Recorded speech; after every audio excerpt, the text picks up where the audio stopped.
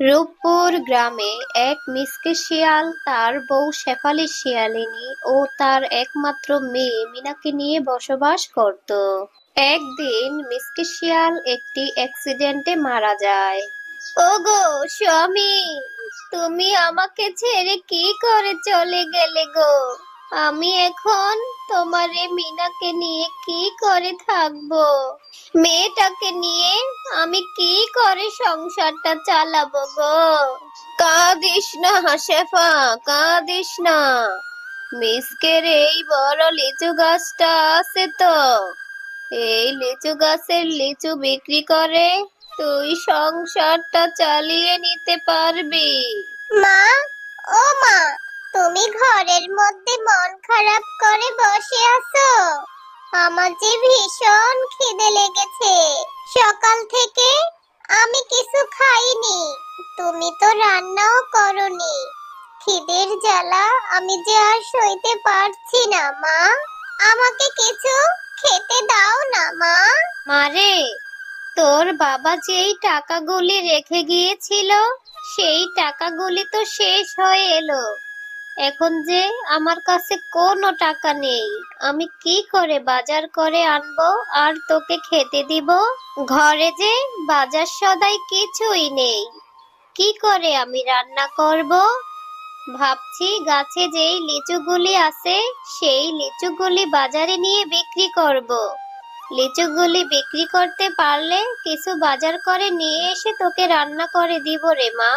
তুই আর কান্না করিস না মা। এরপর শেফালি শিয়ালিনী আর মিনা মিলে গাছের লিচুগুলি পারে। লিচুগুলি পেড়ে শেফালি শিয়ালিনী বাজারে বিক্রি করতে নিয়ে যায়। লিচু আছে গো, লিচু নিয়ে যান। তর তাজা লিচু, আমার গাছের লিচু নিয়ে যান, নিয়ে যান। অনেক মিষ্টি লিচু, সুস্বাদু লিচু, অনেক কম দামে পাবেন। নিয়ে যান, নিয়ে যান। হ্যাঁ গো শেফা দিদি, তোমার গাছের লিচু শুনেছি অনেক মিষ্টি ও তরতাজা। তা কত করে তুমি বিক্রি করছো? আমাকে 100 লিচু দাও তো, আমি তোমাকে টাকা দিচ্ছি। এরপর শেফালি শিয়ালিনী তার গাছের লিচু অনেক টাকা বিক্রি করে বাড়িতে যায়। নে মা মিনা, কতদিন পরে তোকে একটু ভালো মন্দ রান্না করে দিলাম। তোর বাবা মারা যাবার আগে যদি এই লিচু গাছটা না লাগাতো, তাহলে আমরা মা মেয়ে না খেয়ে মরতাম। হ্যাঁ গো, জানো ওই শেফা ভাবিদের গাছে না অনেক লিচু ধরেছে। ওই লিচুগুলি খেতে অনেক মজা ও মিষ্টি। আমি আজকে বাজার থেকে কিছু লিচু কিনে এনেছিলাম। লিচুগুলি খেতে অনেক মিষ্টি। তা তুমি কি ওদের গাছ থেকে কিছু লিচু পেড়ে নিয়ে আসতে পারবে? ওরা লিচু বিক্রি করে অনেক টাকা পায়। শোনো বউ, মিসকে মারা যাবার পর ওর বউ নাকি শুনেছি ওই গাছের লিচুগুলি বিক্রি করে অনেক কষ্টে সংসারটা চালাচ্ছে। তুমি আবার ওইদিকে নজর দিতে যেও না, আর অত লোভ করো না। আমি তোমাকে টাকা দিব, তুমি লিচু কিনে এনে খেয়ে নিও। মা মিনা, আমি বাজারে যাচ্ছি লিচুগুলি বিক্রি করতে। তুই কিন্তু বাড়িতেই থাকবি, কোথাও যাবি না। আর কেউ যেন লিচু গাছ থেকে লিচুগুলি পেড়ে নিয়ে না যায়। আচ্ছা ঠিক আছে মা, তুমি যাও, আমি বাড়িতেই থাকবো। তুমি আসার সময় আমার জন্য একটা চকলেট নিয়ে এসো। আমি বাড়িতেই থাকবো, লিচু গাছ পাহারা দিব। তুমি নিশ্চিন্তে যাও মা।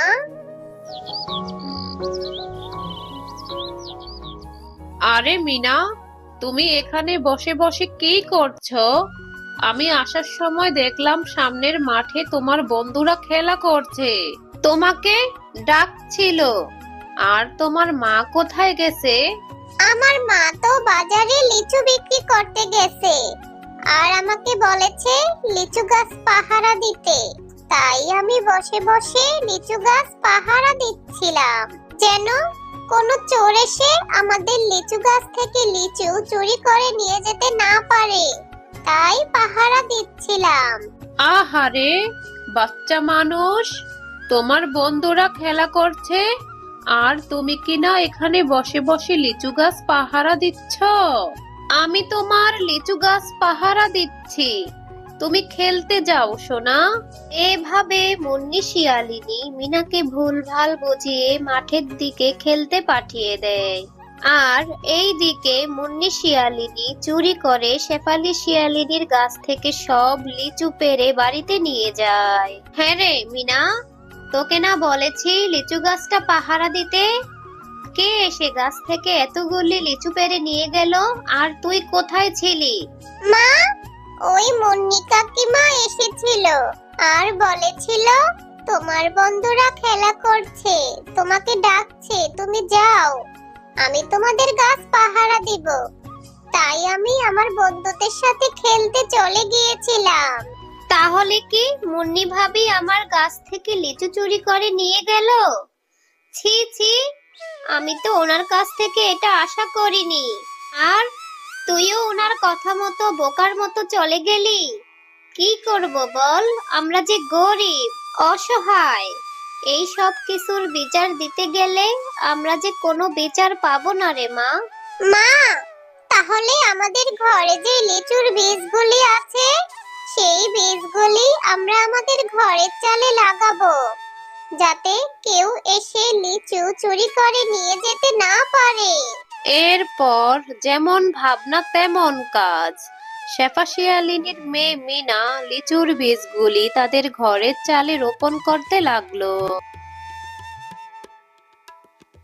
মা, দেখো দেখো, আমাদের ঘরের চালে কত লিচুর চারা গাছ হয়েছে। এই চারা গাছে লিচু ধরলে আমরা অনেক লিচু বিক্রি করতে পারবো, তাই না মা, বলো? এরপর শেফা শিয়ালিনী যখন বাড়িতে না থাকে, মুন্নি শিয়ালিনী মাঝে মাঝে এসে শেফা শিয়ালিনীর গাছ থেকে লিচু পেড়ে নিয়ে যায়। কিছুদিন পর মিনার লাগানো চারা গাছে যখন লিচু ধরে, তখন মিনা খুশিতে আত্মহারা হয়ে নাচতে থাকে।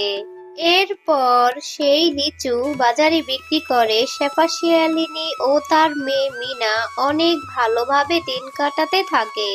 লিচু আছে গো, লিচু, তর তাজা মিষ্টি মিষ্টি লিচু। কি হলো মুন্নি ভাবি, আপনার কি লিচু লাগে না নাকি? আগে তো কিনতেন, ইদানিং তো দেখছি আপনি লিচু কিনছেন না। এখন কি আর আপনি লিচু খান না ভাবি? শেফালি ভাবি, আপনার গাছের লিচু খেতে অনেক মজা। আমার বাচ্চারা আপনার লিচু খেতে ভীষণ পছন্দ করে। আপনি আমাকে 100 টাকার লিচু দেন তো ভাবি। আর এভাবেই শেফালি শিয়ালিনী লিচু বিক্রি করে অল্প দিনে অনেক টাকা রোজগার করে ফেলে। আর লিচু বিক্রি করে তারা মা ও মেয়ে ভালোভাবে দিন কাটাতে থাকে। ওগো, আমার যে ভীষণ পেটে ব্যথা করছে, তুমি আমাকে ডাক্তারের কাছে নিয়ে যাও না। কেন যে আমার এত পেটে ব্যথা করছে, তুমি আমাকে ডাক্তারের কাছে নিয়ে যাও না গো। আপনার ওয়াইফের খাদ্যনালীতে টিউমার হয়েছে, অপারেশন করতে হবে, না হলে যে ওনার মৃত্যু অনিবার্য। মুন্নি, দেখেছো, আজ তুমি তোমার কর্মের শাস্তি পেলে। তুমি শেফা শিয়ালিনীর কষ্টে গড়া লিচু গাছ থেকে লিচু চুরি করে খেয়েছো। এখনো সময় আছে, তুমি ওদের কাছে ক্ষমা চেয়ে নাও, দেখবে আল্লাহ তোমাকে সুস্থ করে দিয়েছে। শেফা দিদি, তুমি আমাকে ক্ষমা করে দাও। আমি রোজ রোজ তোমার গাছ থেকে লিচু চুরি করে খেয়েছি, সেজন্য আমার পেটের মধ্যে বড় অসুখ হয়েছে। তুমি আমাকে ক্ষমা করে দাও দিদি। মুন্নি ভাবি, এভাবে বলছেন কেন? আপনাকে আল্লাহ সুস্থ করে দিক। আর আপনি আমার কাছে লিচু চাইলে আমি আপনাকে এমনিতেই লিচু খেতে দিতাম। এই নিন, আমার কাছে ভালো লিচুর বীজ আছে। এই লিচু থেকে যেই বীজগুলি হবে, সেই বীজগুলি আপনি আপনার বাড়িতে লাগাবেন, দেখবেন সেই গাছে অনেক লিচু ধরবে।